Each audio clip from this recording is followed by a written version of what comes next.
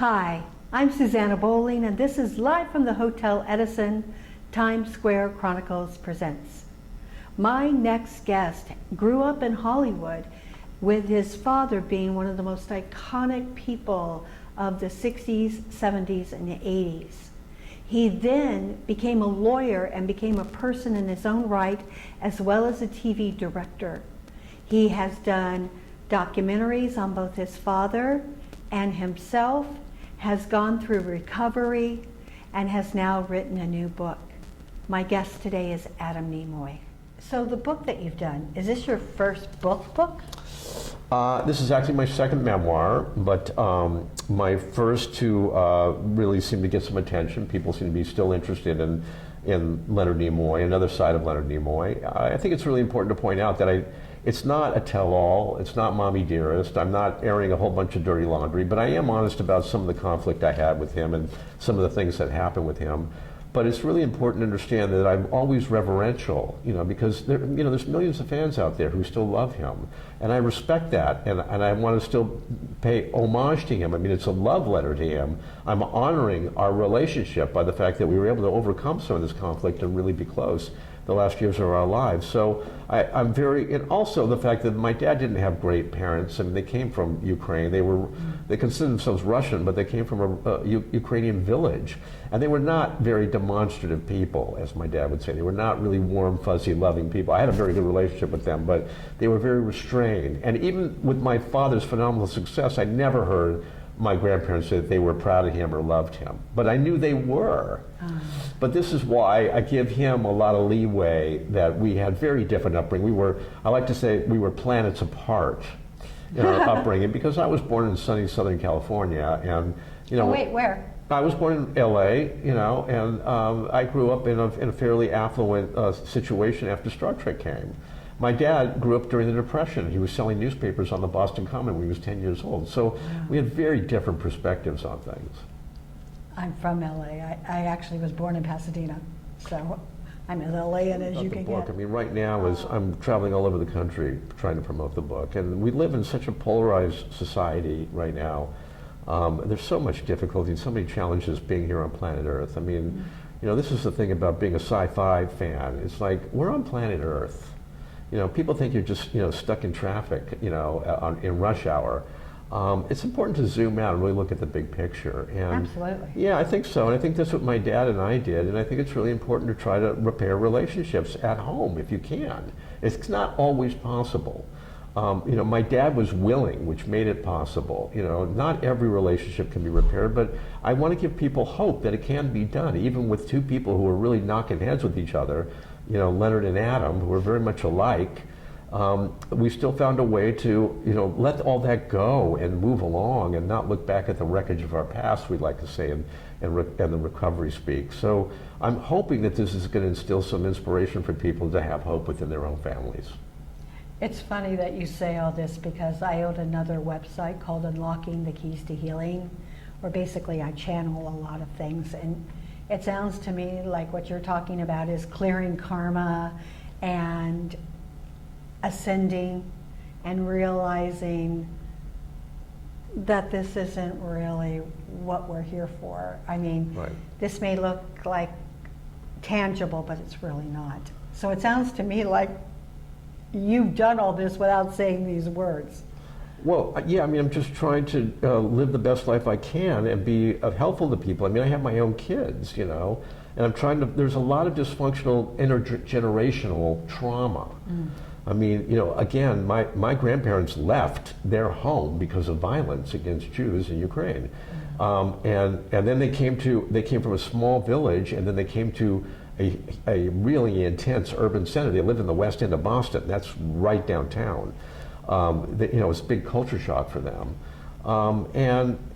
We just, there's a lot of issues with parenting and children, and I made my own mistakes with my own kids. I was much more involved in their lives, and they still found reasons to hate me. But there was a love connection with them that they realized, because I just loved hanging with them and doing stuff with them, and I had the benefit of having a much more kind of balanced life. I mean, I had career goals. I still had objectives like my dad, but I was also very in tune with my kids who were born in Southern California like me. So we like to do a lot of similar things. Yet still, I made my own mistakes, and still, they found reasons to be really pissed off at me. But the fact of the matter is, I have a really close relationship with them now, and we still have issues that come up, but we work through these things. It sounds like you've got a really balanced life. Like, you know, people look at people that have gone through things and think, oh, they're not balanced. But I sometimes think they're more balanced because they've dealt with things where other people don't deal. Well, I mean, it's all about balance. I mean, look, there's so much stuff going on that you know, is screaming for our attention, whether it's, you know, it's relationships, it's career, it's media, you know, it's politics, it's world events. I mean, there's so much going on this planet. It's a crazy, mixed up planet. Massively. I mean, it really is. It's just a matter of keeping priorities straight and taking one thing at a time, one day at a time, as we say in recovery, and trying to live a balanced lifestyle. You know, taking good care of yourself is really important, forgiving others, and most importantly, forgiving yourself, which is a real, you know, conundrum for addicts, and not holding grudges and resentments against people, which is the big lesson that I learned about my dad. You know, we like to say in recovery, holding a resentment or a grudge against somebody is like drinking poison and expecting them to die. Exactly. It's just harmful to ourselves. It takes too much work and it's just too destructive. So being kind and gentle to ourselves, taking care of ourselves, is really a big part of my life anyway, because I can't take care of other people if I'm not taking care of myself. There's a musical I'm going to recommend you go see, Swept Away. It's about this. It's about redemption and forgiving yourself for the most heinous of crimes and speaking it out loud so it can go away. Well, I mean, that's what amends is all about in recovery, which is what I made to my dad for my own part in the conflict in our relationship. Now, I mean, you know, I just flat out apologized to you. I was told to do it, and I did do it. Now, my dad didn't. As you wince even now. Yeah, well, I mean, you know, I'm glad I did it. I wasn't feeling it at the time, but it was really the right thing to do.